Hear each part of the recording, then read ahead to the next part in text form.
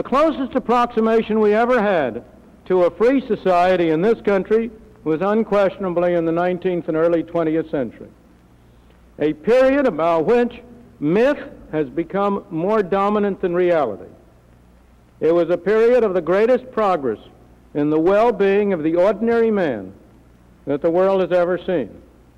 And yet, it has become enshrined in myth as a period when robber barons were going around the country grinding the poor people under their heels out of sheer malice.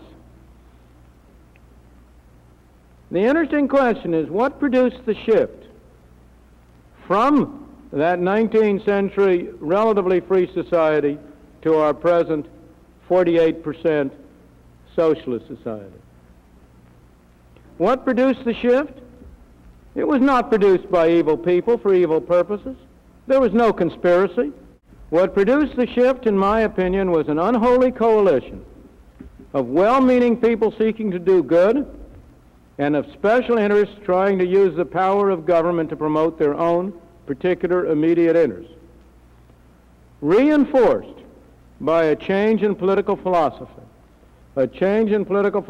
from an emphasis on individual responsibility to an emphasis on social responsibility. That shift started in the 19th century, but it did not really take off until the New Deal in the 1930s. And in the past 50 years, it has gone very far. In 1928, total government spending at all levels was 10% of the national income, 2/3 state and local. The federal government spent 3%. The National Association of Manufacturers would never have contemplated meeting in Washington. Today, government spending at all levels is 40% of our national income, and 2/3 of that is federal spending. That's only one index, not necessarily even the most important. The question is, where do we go from here? Can we reverse that process?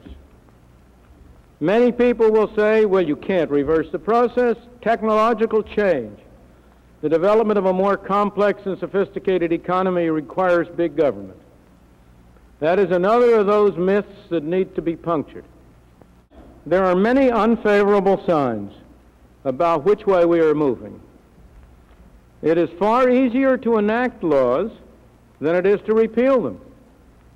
The very people who oppose the enactment of a law will ultimately end up opposing its repeal, because once you enact the law, people get special vested interest in what's going on, not least of all the bureaucrats who enforce the laws. Again, you have the problem of the political power of special interests. Now, it used to be anybody who talked along these lines 50 years ago would have talked of the special interests as being primarily business. But that's no longer the case. Today, increasingly, governmental officials who are desperate to keep their jobs and their influence are a major special interest preventing an elimination of bad programs and a reduction in the role of government.